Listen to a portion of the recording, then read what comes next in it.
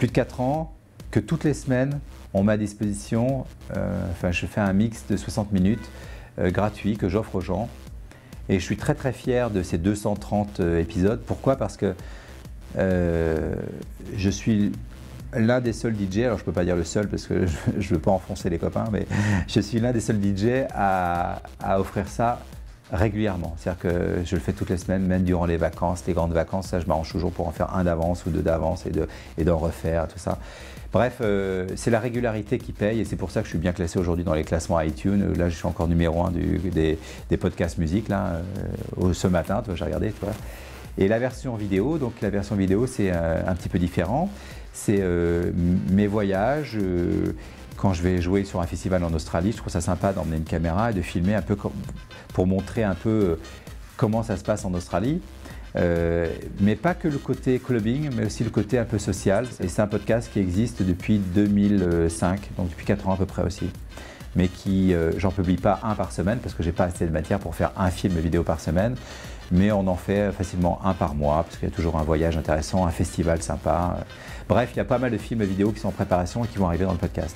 Inscrivez-vous. Now you know the truth. We are back in Ozzy. Space Invaders love Ozzy, Ozzy, Ozzy, Ozzy, Ozzy, Ozzy, Ozzy, Ozzy, Ozzy. Je montre un peu la vie qu'on a en tournée et c'est vrai que quand je me suis baladé en Australie dans ce festival, la première fois que j'arrive à Melbourne, j'appelle pour traverser, j'appuie pour traverser le passage piéton, quoi. Et là, tu as un truc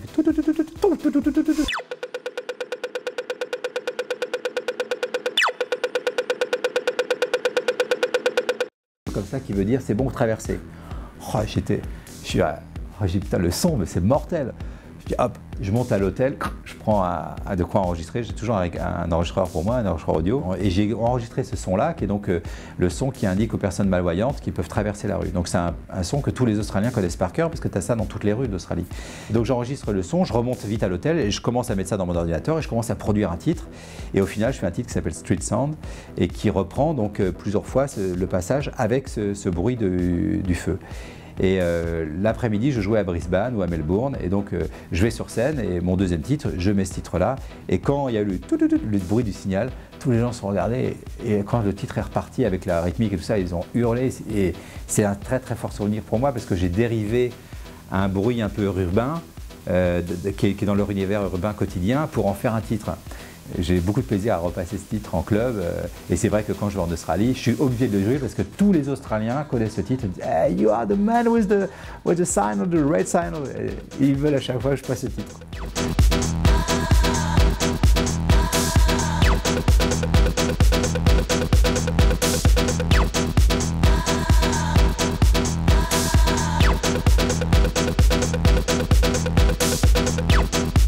Alors on trouve 60 minutes de mix non-stop. Sur Presse Titre, tu as 5 ou 6 nouveautés qui sont première diffusion, c'est-à-dire des choses que j'ai récupérées durant la semaine, des promos que les autres DJ m'ont envoyés. J'ai la chance d'être assez proche de pas mal de DJ producteurs qui m'envoient leurs tracks dès qu'ils l'ont fini, tu vois. Et donc du coup, ils me disent tiens vas-y c'est pour tes The Mix, je les diffuse dans les The Mix. Donc j'ai à peu près 6-7 tracks comme ça. J'ai 3-4 tracks qui sont des tracks personnels. Il y a aussi des bootlegs qui sont des titres que j'ai fabriqués spécifiquement. Donc, voilà. Et puis j'ai un titre Revival qui fait un peu partie de l'histoire de la techno. Voilà. Il y a beaucoup de titres qui passent d'abord en exclu sur The Mix. Je pense à des standards qui après passent à la radio, mais un an après. Par exemple, là on entend beaucoup un titre qui s'appelle I'm in Miami Beach, qui est signé Chucky. Bah, ce titre-là, je l'ai joué il y a 16 mois. Bon, moi je ne le passe plus évidemment parce que je ne vais pas passer un titre pendant 16 mois parce que d'ici là il y a eu tellement de nouveautés qui sont arrivées. C'est-à-dire qu'il y a 4 ans, j'étais beaucoup plus house, je passais beaucoup plus de vocaux. Et quand tu compares le numéro 1 et le numéro 230, là 230 je suis vraiment plus dans l'électro, dans la techno, donc quelquefois un peu de minimal. Ça reste quand même écoutable, hein. Là, en tout cas, ça a évolué avec mes goûts parce que je me suis encore plus tourné vers mes premiers amours qui étaient la techno. Et aujourd'hui, c'est vrai que The Mix, si quelqu'un arrive et écoute The Mix, il va dire c'est quoi cette musique d'extraterrestres, de Space Invaders.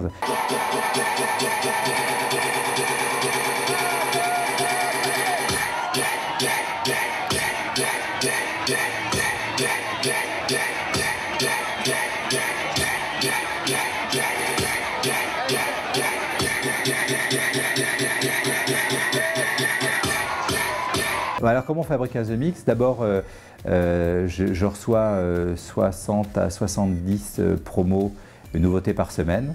Donc il faut écouter toutes les semaines 60 promos.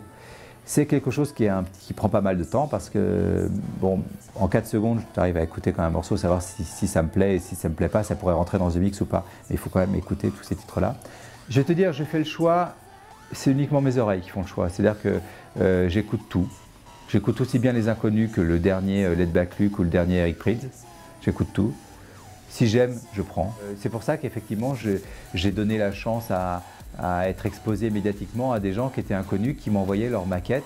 Et moi, la maquette, je disais, écoute, ta maquette, elle est bien, mais je pense qu'on pourrait changer ça, ça, ça. Et je me suis arrivé à produire et à remixer des titres de gens qui venaient de faire ça dans leur chambre et qui, du jour au lendemain, se sont retrouvés avec 140 000 downloads parce qu'ils se sont passés dans le podcast The Mix.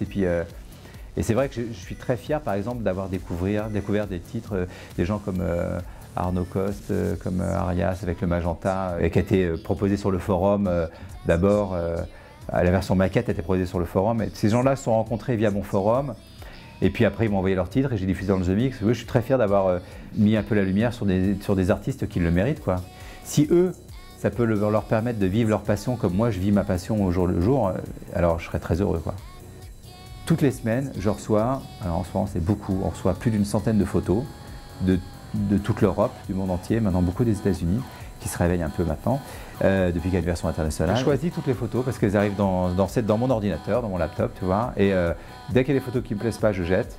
Je fais comme ça, j'enlève toutes celles que je ne veux pas apparaître. Et après, les photos sont sélectionnées par Benjamin, qui lui va poser les photos dans les différents chapitres. Hello, Wrecking Ball.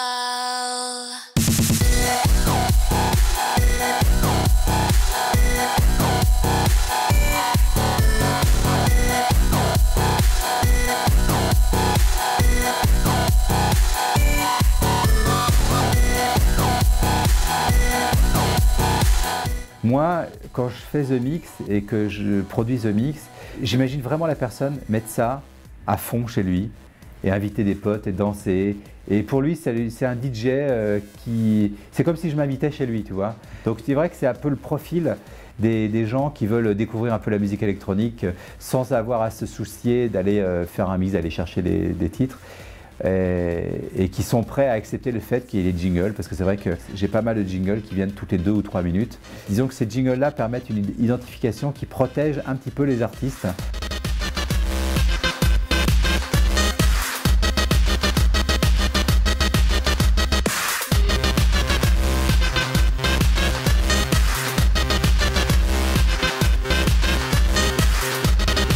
Il y a des gens, oui, qui m'ont connu via The Mix et après qui sont venus me voir en concert. C'est vrai. Disons que The Mix, il ne faut pas se cacher, moi c'est un outil de promotion et de notoriété important parce que d'abord, je ne sais pas combien on a de downloads en ce moment, je crois qu'on a à peu près 200 000, un truc comme ça. C'est-à-dire qu'à chaque fois qu'on met un The Mix, il y a 200 000 personnes qui le reçoivent. Après, je ne sais pas s'ils l'écoutent, mais en tout cas, ils le reçoivent dans leur machine. Là, je parle pour la version française, la version internationale, on a à peu près autant, et puis ça augmente très très vite la version internationale. C'est un outil de promotion important. Encore plus à l'étranger. Je suis allé faire des festivals en Asie et les premiers rangs, tu avais des t-shirts Space Invader. Alors j'étais très content parce que je dis tiens, ils sont achetés, ils sont fait leur truc et tout ça. Et les gamins étaient là et disaient The Mix, on peut pas danser ici. Ils parlent pas un mot de français, tu vois. Ils parlent pas un mot de français, mais c'était on peut pas danser ici. Et donc c'est vrai que toutes les semaines ils écoutaient The Mix. Et pour moi, c'était extraordinaire parce que je fais 15 000 km, donc je suis très loin de chez moi. Je joue un titre que j'ai programmé dans le The Mix et tu as le premier rang qui dit ouais, qui le reconnaît, qui connaît par cœur, qui tape dans le break. Et je me dis, c'est énormissime parce que grâce à The Mix, que ça soit un Parisien, un Japonais, un Suédois, eh ben, tout le monde peut être au courant en même temps de mon actualité discographique et en plus participer au concert et se faire un t-shirt, mais aussi envoyer sa photo, quoi, tu vois. Ça c'est bien, je trouve.